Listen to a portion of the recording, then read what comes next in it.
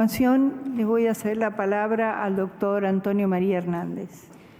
El doctor Antonio María Hernández es profesor de Derecho Constitucional y de Derecho Público Provincial y Municipal en la Facultad de Derecho y Ciencias Sociales de la Universidad Nacional de Córdoba. Es profesor de posgrado en distintos doctorados, magísteres y especializaciones de varias universidades. Actualmente es director del Instituto de Federalismo de la Academia Nacional de Derecho y Ciencias Sociales de Córdoba. Bienvenido, doctor Hernández. Estoy muy honrado con esta invitación de las comisiones de Asuntos Constitucionales y de Justicia y Asuntos Penales.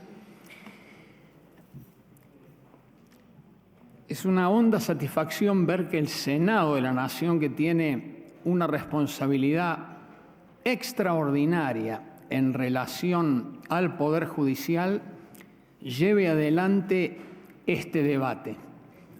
Todos nosotros sabemos que el Senado representa a las provincias y que el Senado, además, es el que presta acuerdo para la designación de los jueces, de los embajadores y de los altos oficiales de las Fuerzas Armadas.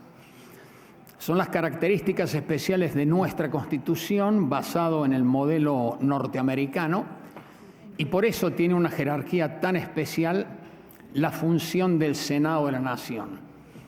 En este caso, yo he tenido también una satisfacción al analizar los proyectos que me envió con tanta prolijidad la secretaria de la Comisión de Asuntos Constitucionales, y he visto un trabajo serio por parte de distintos señores senadores de distintas bancadas. Creo que se está comenzando un camino muy importante en el Senado de la Nación y en estas comisiones, y quiero plantear que haya en un trabajo que se va a extender en el tiempo una consideración que parta sobre lo más inmediato y que posteriormente vaya enfrentando los problemas que tenemos en esta materia, que son, lo debo decir, como profesor y como abogado y como ex constituyente de la Nación, de extrema gravedad. Vengo a plantear la necesidad de una reforma muy profunda del Poder Judicial Federal argentino y de los poderes judiciales provinciales. Y obviamente que el tema de la Corte Suprema tiene su categoría especial dentro de este análisis. Cuando uno analiza los proyectos presentados, hay una primera demanda que comparto plenamente. Es lamentable que la Argentina, entre muy pocos países del mundo, no tenga una mujer hoy en la Corte Suprema de Justicia de la Nación. Cuando nosotros en 1994 establecimos en los artículos 37 y 75, inciso 23, las medidas de acción positiva, porque sabíamos que había que democratizar a la Argentina y había que cumplir el sueño de los padres fundadores, que es tener una democracia republicana y federal. Y por supuesto, como además dimos un paso superior que colocó al derecho constitucional argentino en lo más avanzado del derecho constitucional comparado, le dimos rango constitucional a 11 instrumentos internacionales de derechos humanos. Entonces, ¿cómo se puede explicar que a lo largo de la historia sobre más de 160 ministros de la Corte hayan existido solo 3 mujeres y que hoy no haya ninguna mujer? Hay algo inmediato que es designar ya 2 mujeres para la Corte Suprema, obviamente hacerlo de acuerdo a la Constitución. ¿Cómo vas a designar por decreto a un ministro de la Corte pasando por encima del Senado de la Nación Argentina? Voy ahora a tratar de analizar desde lo inmediato lo que hay que hacer ya en el tiempo con mayor profundidad. Los distintos proyectos bien fundados establecen un primer debate con respecto al número de ministros de la Corte. Ustedes saben lo que pasó. Inicialmente en la Constitución originaria, 9 miembros, lo mismo que la Corte Suprema norteamericana, y 2 fiscales. El tema no se puede implementar. Llega la reforma de 1860, la Comisión Especial de la Provincia de Buenos Aires, integrada entre otros por Sarmiento, Bartolomé Mitre, etcétera, va a proponer 4 ministros de la Corte y un fiscal. ¿Qué va a hacer la reforma constitucional de 1860? No va a establecer ningún número y desde ahí queda deferido al Congreso de la Nación la fijación del número de ministros de la Corte Suprema. Segundo tema constitucional, y vamos a ver qué ha ocurrido a lo largo de la historia, ustedes lo conocen, generalmente 5 miembros, salvo un momento en que por ley en la presidencia de Frondizi llegamos a 7 miembros, otra vez en la presidencia de Menem a 9 miembros, hubo distintos proyectos para elevar durante la presidencia de Ilia y de Alfonsín, pero en definitiva después volvemos en la presidencia de Kirchner a tener nosotros 5 miembros, que es lo que se mantiene ahora con la ley 26.853. El número de 5 había sido fijado por la ley 27 allá en 1862. Ahora, ¿qué es lo que establecen los distintos proyectos con respecto al número? Muy sintéticamente, el proyecto de Vigo y de otros senadores y senadores y de Nora Jiménez, 5 miembros, 7 miembros el proyecto de Juan Carlos Romero y de la senadora Terenzi, 9 miembros la senadora Di Tullia y la senadora Crexel, 15 miembros la senadora Silvia Zapag.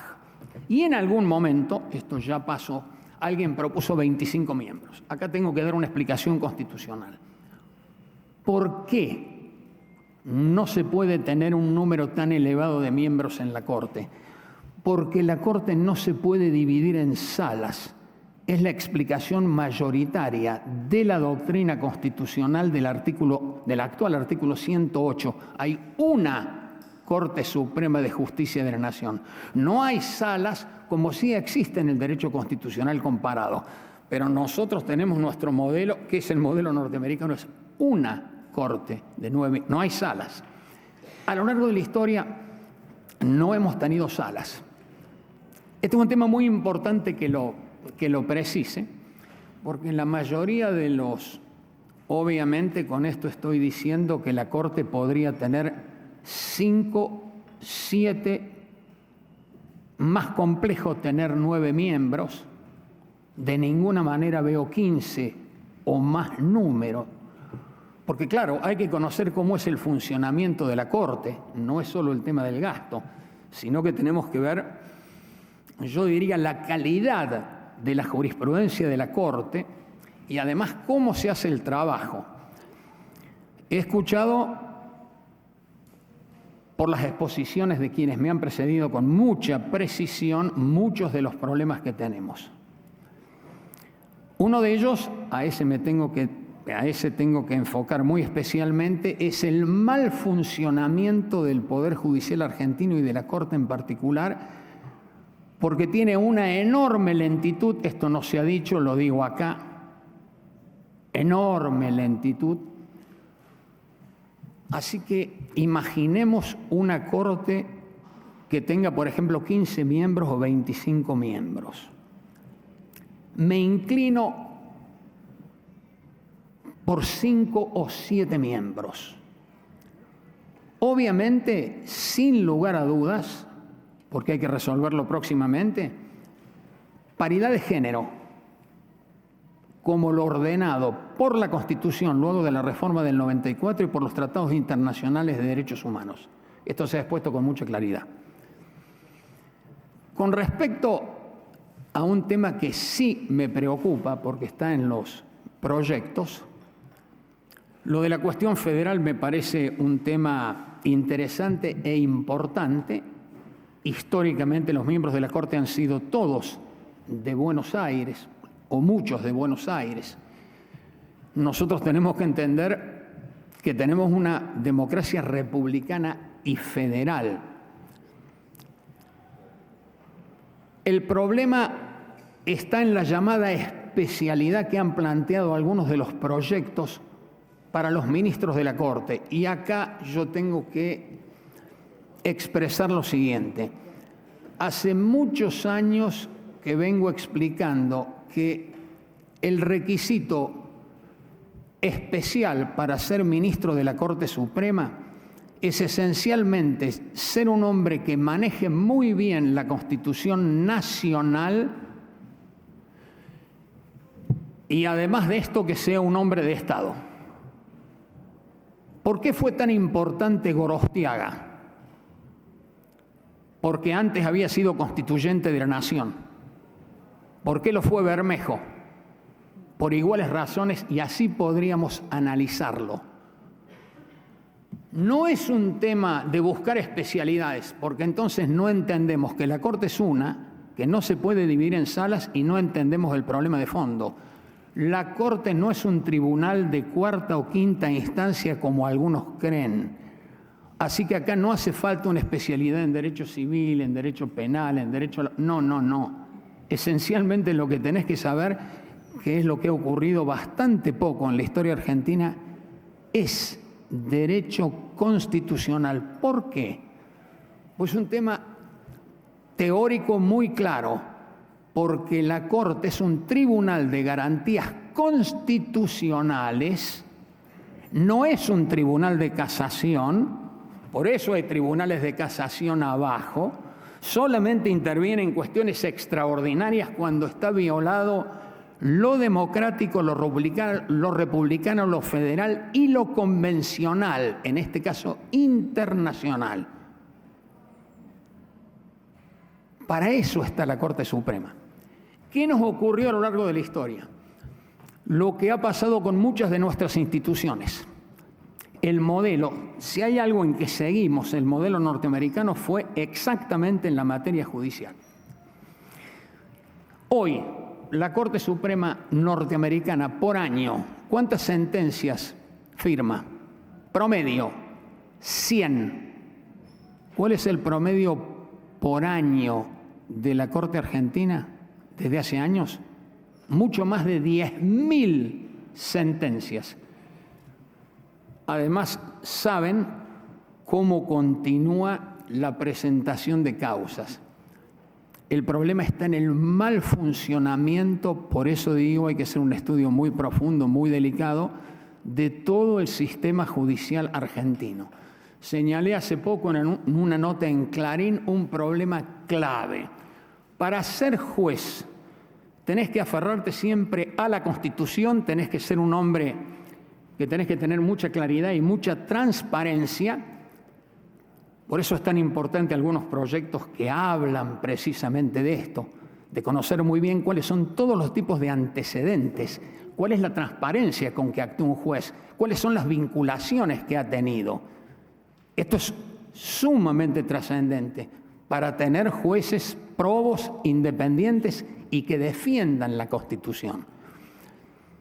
Así que nosotros ahí tenemos que entender cómo se analiza en ese sentido el problema de la especialidad y tenemos que ir, y acá sí le pido al Senado de la Nación que avance en la consideración de proyectos que están acá. ¿Por qué hay tantas causas que llegan a la Corte Suprema? ¿Por qué? Porque obviamente no funcionan bien las justicias provinciales. ¿Por qué ocurre ello?